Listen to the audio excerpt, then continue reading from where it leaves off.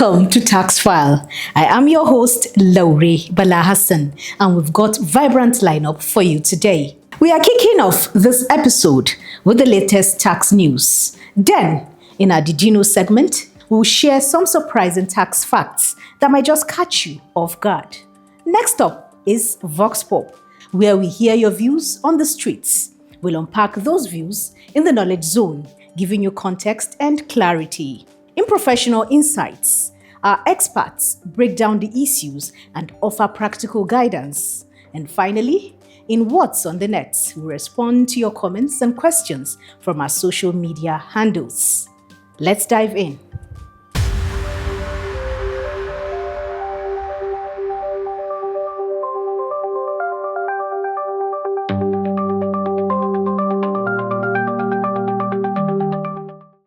And now, the news.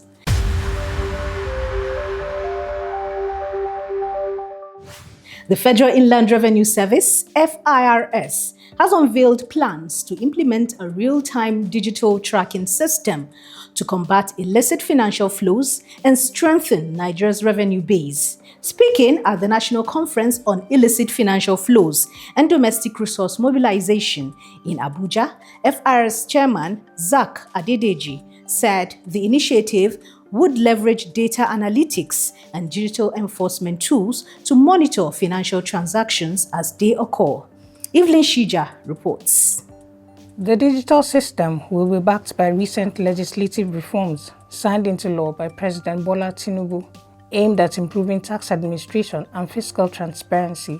Nigeria is estimated to lose up to $18 billion annually to illicit financial activities. It is my honor to welcome you to this national conference on illicit financial flows. The theme, Combating Illicit Financial Flows, Strengthening Nigeria Domestic Resource Mobilization, captures one of the most critical challenges facing our economy today: the urgent need to safeguard our national resources and build a resilient, equitable future. Illicit financial flows through tax evasion, profit shifting, money laundering, and trade misinvoicing do not merely represent financial wrongdoing. They constitute a structural drain on our economy, depriving us of the resources needed for inclusive development. Adedeji noted that technology alone is not enough and emphasized the importance of coordinated enforcement through collaboration with Central Bank of Nigeria, EFCC, NFIU, Customs, and other key agencies. The goal, he said, is to create a unified and transparent financial ecosystem. And the Federal Inland Revenue Service has held its 2025 Emerging Taxpayers Group ETG Tax Clinic in Lagos, attracting hundreds of small business owners, entrepreneurs, and informal sector players, themed Tax Clinic for Tax Clarity. The event offered practical support through expert presentations, panel discussions, and interactive advisory desks aimed at simplifying tax compliance. Aisha Abdulkader has the reports. In his opening remarks, FIRS Executive Chairman Dr. Zak Adedeji emphasized the service's shift from enforcement to proactive engagement, stating that when citizens understand their tax obligations and the impact of their contributions, compliance becomes a civic duty. The clinic aligns with FIRS ongoing reforms to build a people-centered revenue system, including the use of digital tools like Tax Promax and tax pay segmentation. Meanwhile, the executive chairman of the Federal Inland Revenue Service, Dr. Zak Adedeji, participated as a discussant at the Domestic Investor Summit 2025, hosted by the Federal Ministry of Industry, Trade and Investment. The summit was held under the theme, Operationalizing the Nigeria First policy. Saama Chido reports. In his remarks, Dr. Adedeji reiterated President Bola Ahmed Tinubu's commitment to a business-friendly tax environment, highlighting the administration's plan to reduce Nigeria's 63 formal and informal taxes to a simplified single-digit regime. He stressed that the government aims to tax prosperity, not poverty, and focus on taxing returns rather than investment. The ECFIRS assured stakeholders that the newly enacted tax laws are geared towards economic growth. By streamlining tax administration, he noted that the reforms will lower compliance costs and enhance efficiency in revenue collection. And what I call earmark taxes are the taxes you collect for specific purpose. For example, you have education tax, you have police trust, you have NASENI, you have NITDA.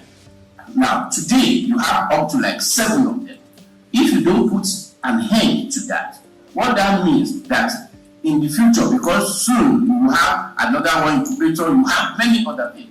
Before you know it, all 100% of the tax will have been appropriated in such a way that it should become this incentive for anybody to actually establish business. So today, with new law, we put end to all those ones. There are now sunset that you only have certain percentage, which today is 4%, and that is where all related earmark taxes will be appropriated from.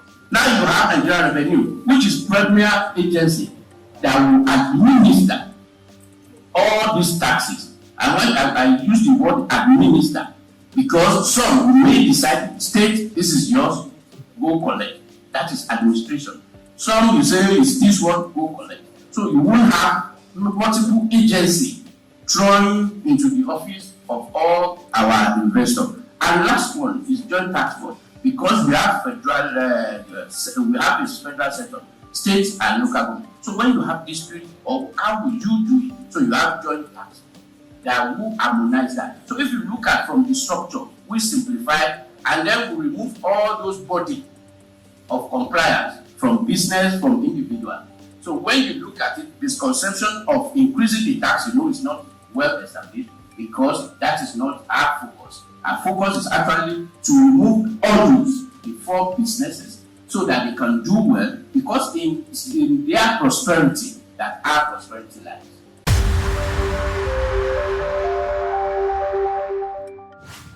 Let's now join Mariam on the Vox Pop segment.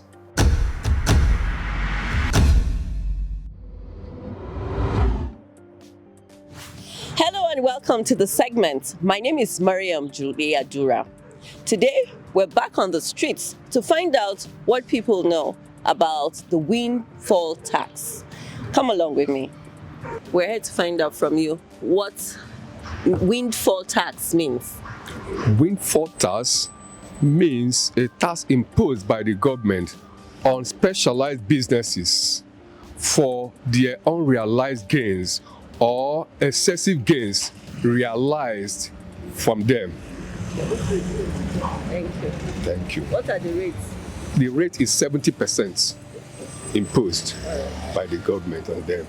We want to find out from you, sir, what windfall tax is.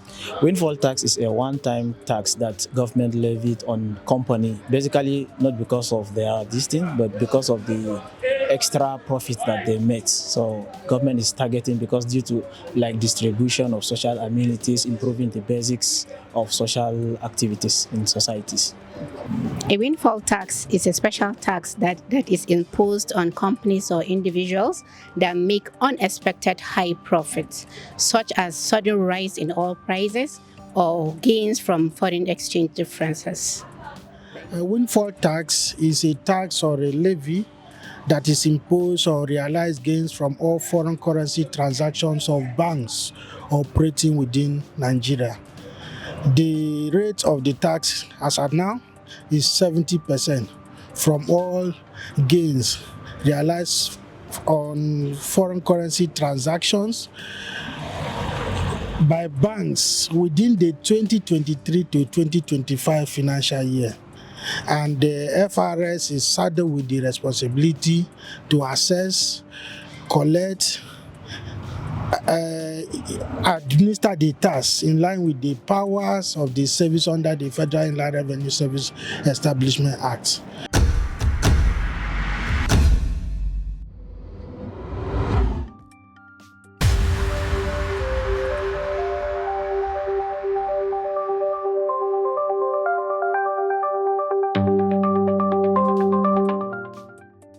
Did you know windfall taxes are imposed to redistribute excess profits generated by a few entities due to favorable but unforeseen circumstances? For more information, visit www.firs.gov.ng. Ashu Abe takes us on the Knowledge Zone.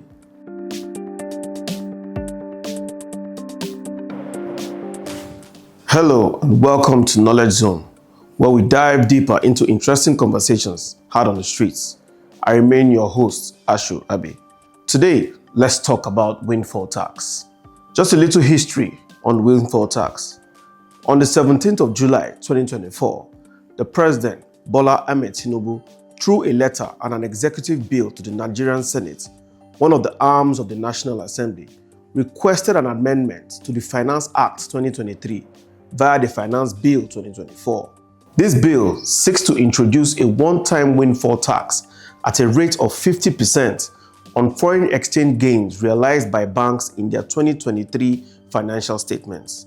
In his letter, the President explained that the revenue from this tax will be allocated to funding capital infrastructure, education, healthcare access, and public welfare initiatives. The primary rationale for imposing the windfall tax on Nigerian banks arises from substantial foreign exchange gains these institutions have realized due to depreciation of the naira. Putting things in context, the Central Bank of Nigeria introduced reforms that devalued the naira, resulting in significant profit increases for banks holding considerable foreign exchange reserves or engaging in foreign exchange transactions. On 23rd of July 2024, the Senate passed this bill into law, albeit increasing the tax rate to a significant 70%. The concept of a windfall tax is not new and has been implemented by various countries over time. Windfall taxes are temporary levies imposed on companies or industries that experienced unexpected high profits, often due to external factors such as market fluctuations or government policies. Typically, windfall taxes are imposed to redistribute excess profits generated by a few entities due to favorable but unforeseen circumstances, thereby promoting economic balance.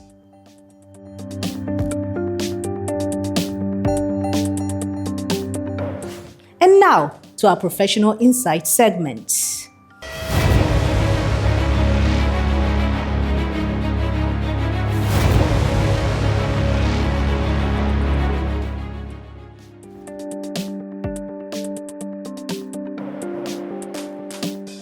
My role as Chief Economic Advisor to the Executive Chairman of FIRS focuses entirely on translating economic analysis and forecasting into actionable strategies that really improve Nigeria's tax revenue performance. And this starts with building an econometric model that really anticipates macroeconomic trends, monitors global economic development, and identify potential opportunities for improving the Nigerian revenue system. My work is entirely based on analytics, data analytics. We rely heavily on high-frequency data of the economy to try and align it with the fundamentals or the economic priorities of the government, as well as the strategic objectives of FIRS. So that by the time we do our forecasting, the findings from those forecasting will be data-driven in the sense that it is based on fact, not on intuition or on hearsay.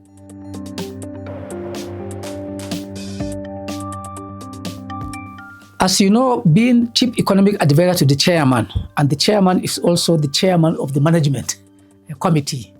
So whatever work we have done in my office, we tend to channel the findings of that work to the Chairman, who then shares it with the management team. And the idea about that is that the recommendations that we give to them based on our analysis, will now enable them to really scrutinize or really look at the current policy and how they can easily improve upon that. And our analysis and report to the chairman or the management is based on policy briefs, which we have now done about 4 for this year. And the recommendation from these policy briefs go to the chairman and the management, and they try and use the outcomes from our policy findings to improve the decision-making system.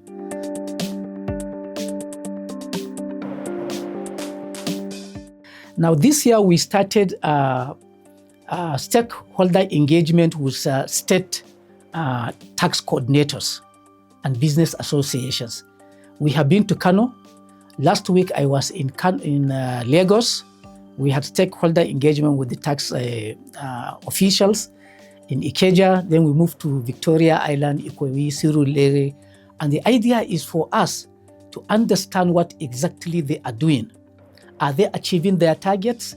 What are the challenges that they face in the course of executing their own work? Because if officials that really handle our tax administration are not happy, or they are facing a number of challenges that act as cog in the wheel of their progress, we will not be able to achieve our targets. So the idea about going out and be talking with them is very, very insightful, because it enables us gain insights and also to understand their own reality. And once we model those what we call focus group discussions into our model, we can now come up with something that will enable us to improve the tax system, improve compliance, and also come up with a fairer, transparent, and well-organized tax administration system.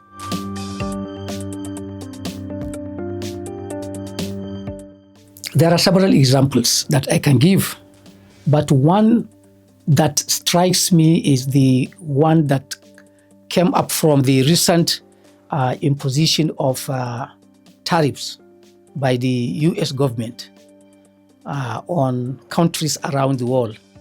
Nigeria, for example, as you may know, the US government announced a 14% increase in tariffs on goods coming from Nigeria to the United States.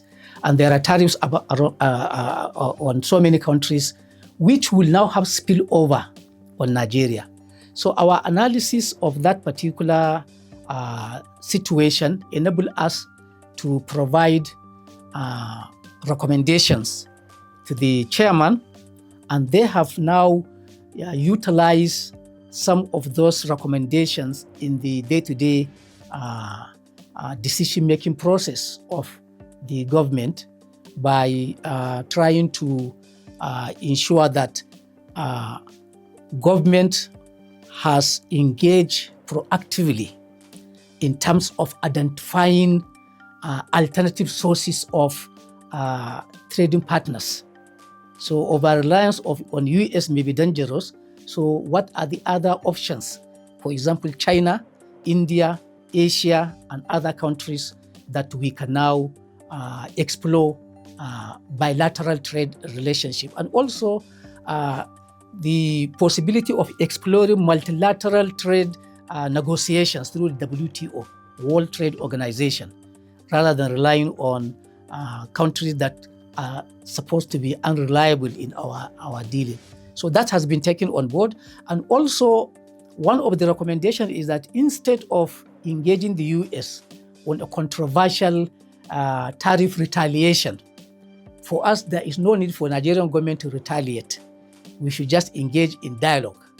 And dialogue through either other countries or multilateralism will enable to give us a best outcome, rather than to get the wrath of or to be at the sticking, whipping end of the United States, which may not be good for our country. So such recommendations have been very useful, and the country has been doing that. The other one is a report that we have done on improving the revenue performance of Nigeria. through forecasting. So we forecasted 9 different types of revenues, tax revenue, petroleum profit tax, company income tax, VAT, and so on and so forth. And we were able, through our forecasting modeling, we were able to identify loops and gaps in terms of sectors that were under tax, sectors that will be able to now imagine, sectors that will now generate more taxes. And these recommendations are now gaining traction and is going to be more included in policy formulation and implementation in the FIRS, and also will help to generate economic growth for the country.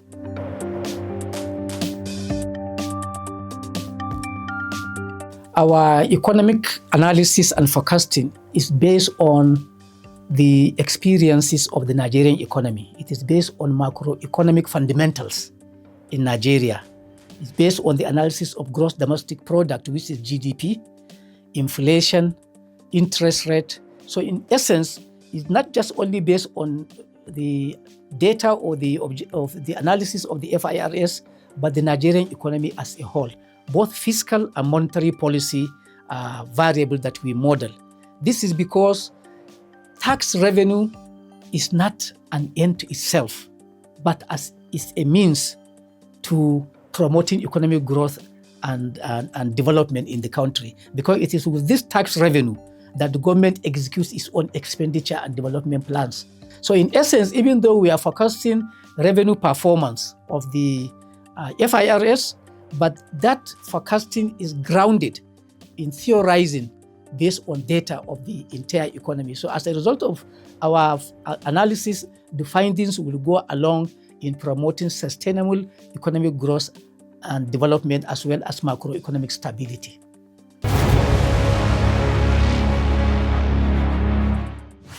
Over to Swateku for what's on the net.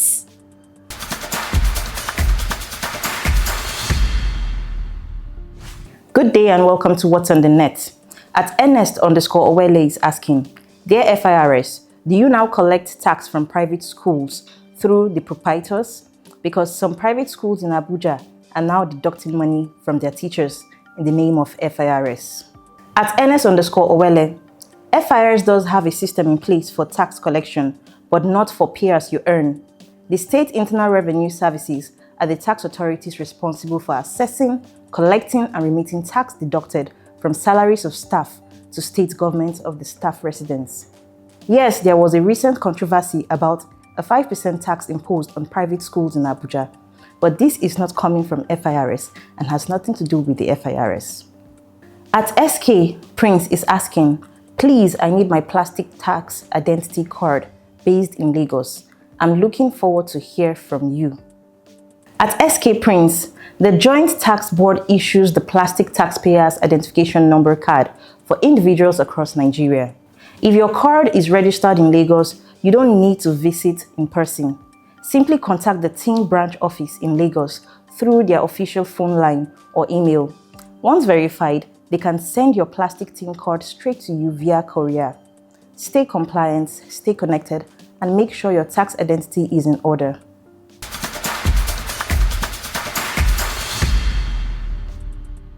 Thank you, Swat, for that beautiful segment.